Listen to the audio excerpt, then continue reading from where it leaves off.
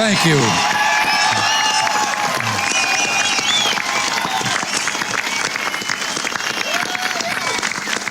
Thank you very much. Chancellor Kohl, Governing Mayor Deepkin, ladies and gentlemen, 24 years ago, President John F. Kennedy visited Berlin. And speaking to the people of this city and the world at the City Hall, well, since then, 2 other presidents have come, each in his turn to Berlin. And today, I myself make my second visit to your city.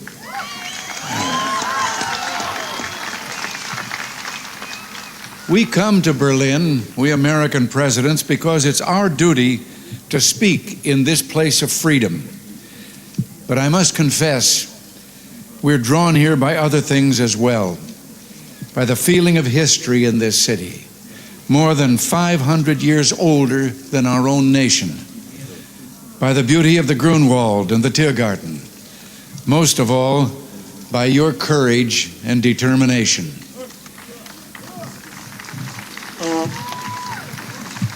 Perhaps the composer Paul Linke understood something about American presidents. You see, like so many presidents before me, I come here today because wherever I go, whatever I do, ich hab noch keinen Koffer in Berlin.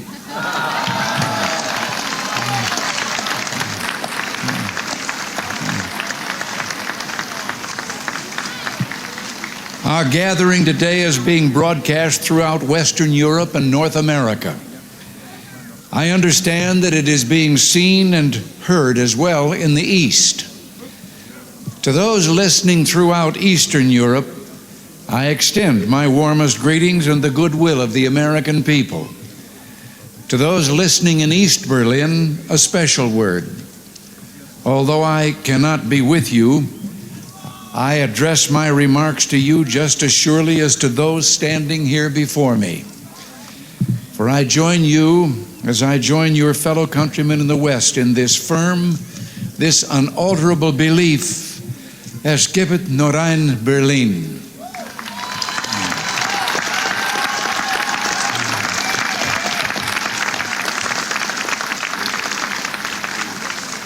Behind me stands a wall that encircles the free sectors of this city, part of a vast system of barriers that divides the entire continent of Europe. From the Baltic south, those barriers cut across Germany in a gash of barbed wire, concrete, dog runs, and guard towers. Farther south, there may be no visible, no obvious wall, but there remain armed guards and checkpoints all the same. Still a restriction on the right to travel. Still an instrument to impose upon ordinary men and women the will of a totalitarian state.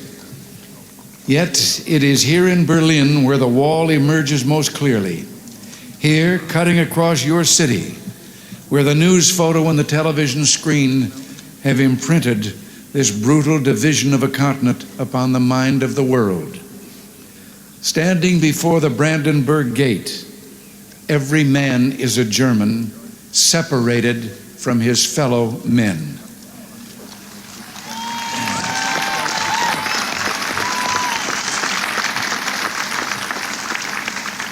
Every man is a Berliner, forced to look upon a scar. President von Weizsäcker has said the German question is open as long as the Brandenburg Gate is closed.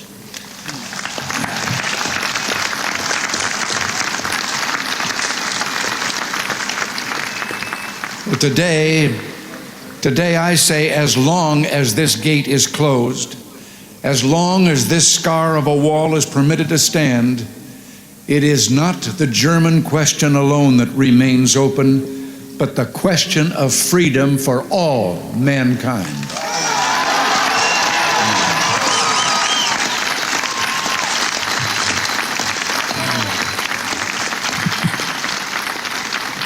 Yet, I do not come here to lament, for I find in Berlin a message of hope.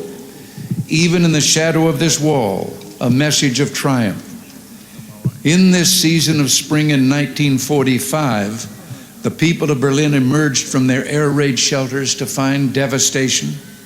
Thousands of miles away, the people of the United States reached out to help. And in 1947, Secretary of State, as you've been told, George Marshall, announced the creation of what would become known as the Marshall Plan. Speaking precisely 40 years ago this month, he said, "Our policy is directed not against any country or doctrine, but against hunger, poverty, desperation, and chaos."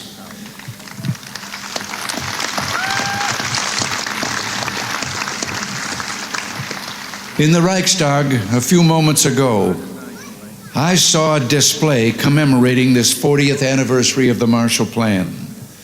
I was struck by the sign on a burnt-out, gutted structure that was being rebuilt. I understand that Berliners of my own generation can remember seeing signs like it dotted throughout the western sectors of the city. The sign read simply, "The Marshall Plan is helping here to strengthen the free world." A strong free world in the West. That dream became real. Japan rose from ruin to become an economic giant. Italy, France, Belgium, virtually every nation in Western Europe saw political and economic rebirth. The European Community was founded. In West Germany and here in Berlin, there took place an economic miracle. The Wirtschaftswunder.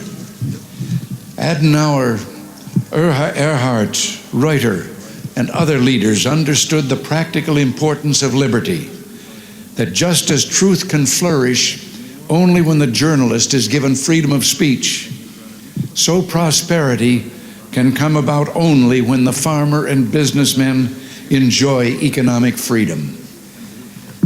The German leaders reduced tariffs, expanded free trade, lowered taxes. From 1950 to 1960 alone, the standard of living in West Germany and Berlin doubled. Where 4 decades ago there was rubble, today in West Berlin there is the greatest industrial output of any city in Germany. Busy office blocks, fine homes and apartments, proud avenues and the spreading lawns of parkland. Where a city's culture seemed to have been destroyed, today there are 2 great universities, orchestras and an opera, countless theaters and museums.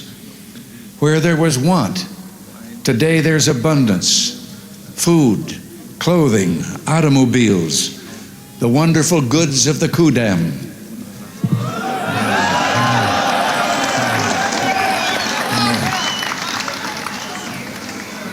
From devastation, from utter ruin, you Berliners have in freedom rebuilt a city that once again ranks as one of the greatest on earth. And the Soviets may have had other plans, but my friends, there were a few things the Soviets didn't count on. Berliner Herz, Berliner Humor, ja, und Berliner Schnauzer.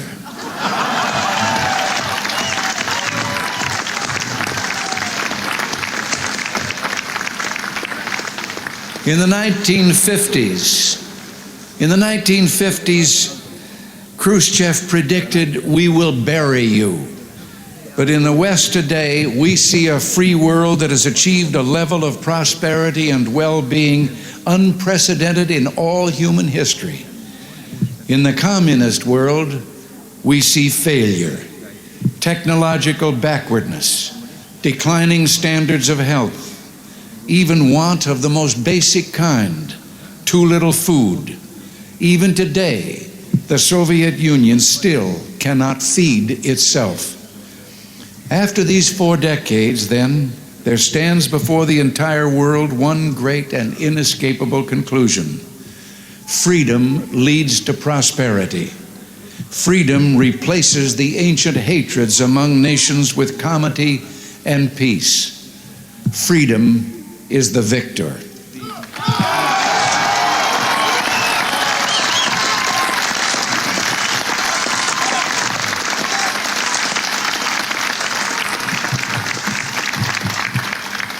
And now the Soviets themselves may, in a limited way, be coming to understand the importance of freedom.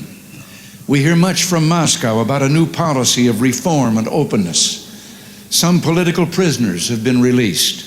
Certain foreign news broadcasts are no longer being jammed. Some economic enterprises have been permitted to operate with greater freedom from state control. Are these the beginnings of profound changes in the Soviet state, or are they token gestures intended to raise false hopes in the West or to strengthen the Soviet system without changing it? We welcome change and openness, for we believe that freedom and security go together, that the advance of human liberty can only strengthen the cause of world peace. There is one sign the Soviets can make that would be unmistakable, that would advance dramatically the cause of freedom and peace. General Secretary Gorbachev, if you seek peace, if you seek prosperity for the Soviet Union and Eastern Europe, if you seek liberalization, come here to this gate. Mr. Gorbachev, open this gate.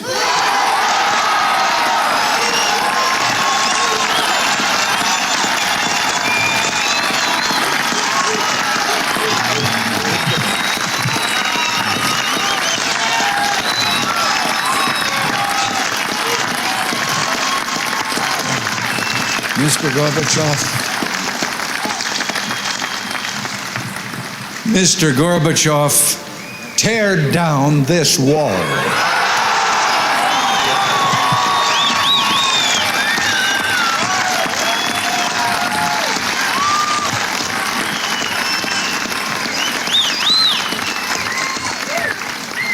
I understand the fear of war and the pain of division that afflict this continent, and I pledge to you my country's efforts to help overcome these burdens. To be sure, we in the West must resist Soviet expansion. So we must maintain defenses of unassailable strength. Yet we seek peace, so we must strive to reduce arms on both sides. Beginning 10 years ago, the Soviets challenged the Western alliance with a grave new threat. Hundreds of new and more deadly SS-20 nuclear missiles, capable of striking every capital in Europe. The Western alliance responded by committing itself to a counter-deployment.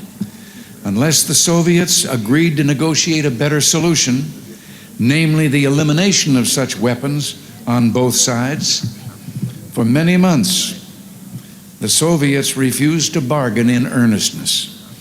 As the alliance in turn prepared to go forward with its counter-deployment, there were difficult days of protests like those during my 1982 visit to this city.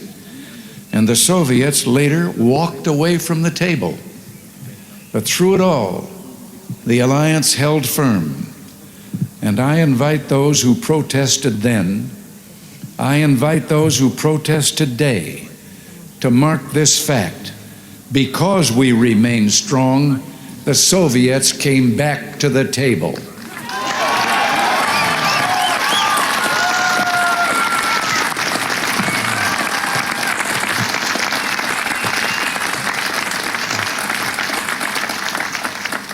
Because we remain strong today, we have within reach the possibility not merely of limiting the growth of arms, but of eliminating for the first time an entire class of nuclear weapons from the face of the earth.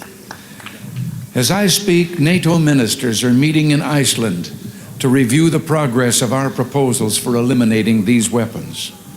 At the talks in Geneva, we have also proposed deep cuts in strategic offensive weapons. And the Western allies have likewise made far-reaching proposals to reduce the danger of conventional war and to place a total ban on chemical weapons. While we pursue these arms reductions, I pledge to you that we will maintain the capacity to deter Soviet aggression at any level at which it might occur.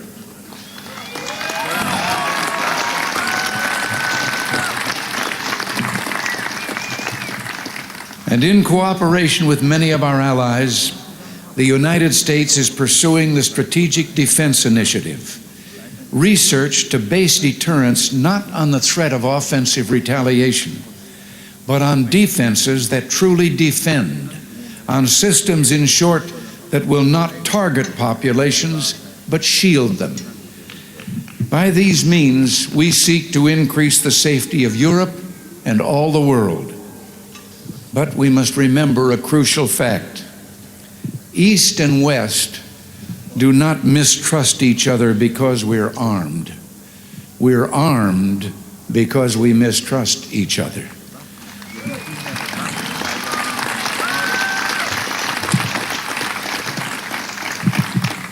And our differences are not about weapons, but about liberty. When President Kennedy spoke at the City Hall those 24 years ago, freedom was encircled. Berlin was under siege. And today, despite all the pressures upon this city, Berlin stands secure in its liberty, and freedom itself is transforming the globe. In the Philippines, in South and Central America, democracy has been given a rebirth. Throughout the Pacific, free markets are working miracle after miracle of economic growth. In the industrialized nations, a technological revolution is taking place, a revolution marked by rapid, dramatic advances in computers and telecommunications. In Europe, only one nation, and those it controls, refuse to join the community of freedom. Yet in this age of redoubled economic growth, of information and innovation, the Soviet Union faces a choice. It must make fundamental changes, or it will become obsolete.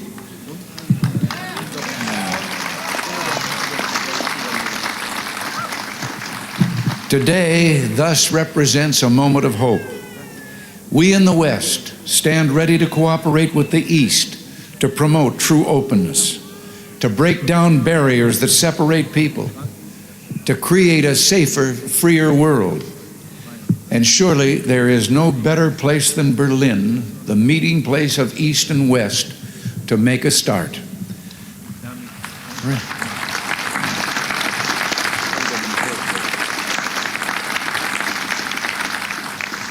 Free people of Berlin, today as in the past, the United States stands for the strict observance and full implementation of all parts of the Four-Power Agreement of 1971. Let us use this occasion, the 750th anniversary of this city, to usher in a new era, to seek a still fuller, richer life for the Berlin of the future. Together, let us maintain and develop the ties between the Federal Republic and the western sectors of Berlin, which is permitted by the 1971 agreement. And I invite Mr. Gorbachev, let us work to bring the eastern and western parts of the city closer together so that all the inhabitants of all Berlin can enjoy the benefits that come with life in one of the great cities of the world.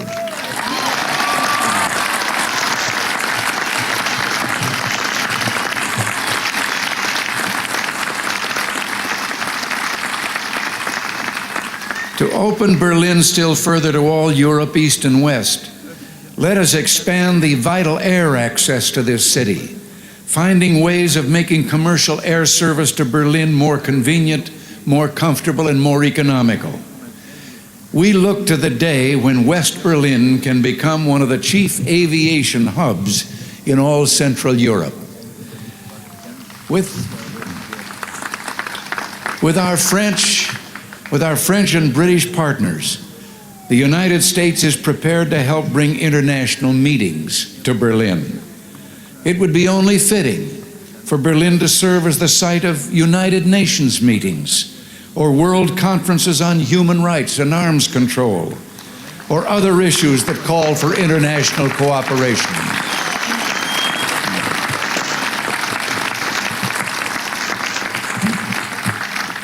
There is no better way to establish hope for the future than to enlighten young minds. And we would be honored to sponsor summer youth exchanges, cultural events, and other programs for young Berliners from the East. Our French and British friends, I'm certain, will do the same. And it's my hope that an authority can be found in East Berlin to sponsor visits from young people of the Western sectors.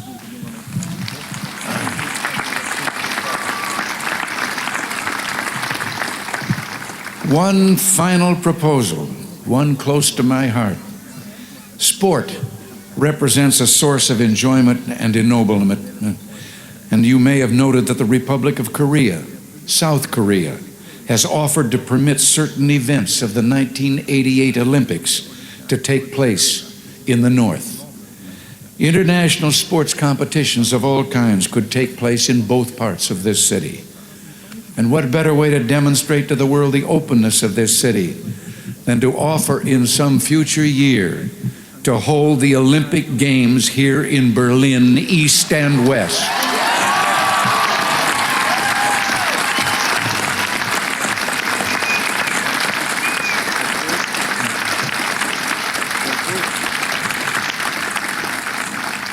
In these 4 decades, as I have said, you Berliners have built a great city. You've done so in spite of threats, the Soviet attempts to impose the Eastmark, the blockade. Today, the city thrives in spite of the challenges implicit in the very presence of this wall. What keeps you here? Certainly, there's a great deal to be said for your fortitude, for your defiant courage, but I believe there's something deeper. Something that involves Berlin's whole look and feel and way of life. Not mere sentiment. No one could live long in Berlin without being completely disabused of illusions. Something instead that has seen the difficulties of life in Berlin but chose to accept them. That continues to build this good and proud city in contrast to a surrounding totalitarian presence that refuses to release human energies or aspirations. Something that speaks with a powerful voice of affirmation that says yes to this city, yes to the future, yes to freedom. In a word, I would submit that what keeps you in Berlin is love.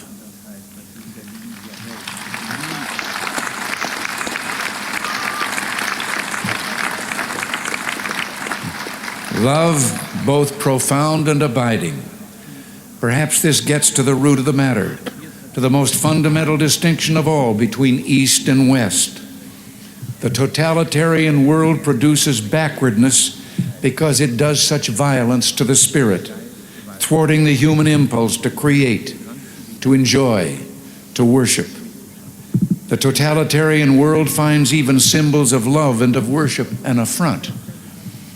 Years ago, before the East Germans began rebuilding their churches, they erected a secular structure, the television tower at Alexanderplatz. Virtually ever since, the authorities have been working to correct what they view as the tower's one major flaw, treating the glass sphere at the top with paints and chemicals of every kind. Yet even today, when the sun strikes that sphere that towers over all Berlin, the light makes the sign of the cross.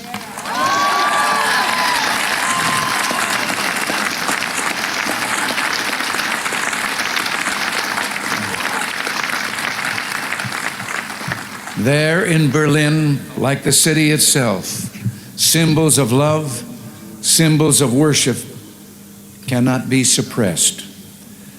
As I looked out a moment ago from the Reichstag, that embodiment of German unity, I noticed words crudely spray painted upon the wall, perhaps by a young Berliner.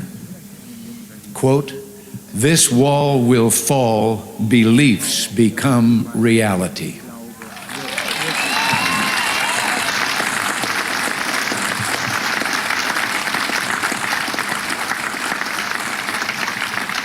Yes, across Europe this wall will fall, for it cannot withstand faith, it cannot withstand truth. The wall cannot withstand freedom. And I would like, before I close, to say one word. I have read and I have been questioned since I've been here about certain demonstrations against my coming. And I would like to say just one thing, and to those who demonstrate so. I wonder if they have ever asked themselves that if they should have the kind of government they apparently seek, no one would ever be able to do what they're doing again.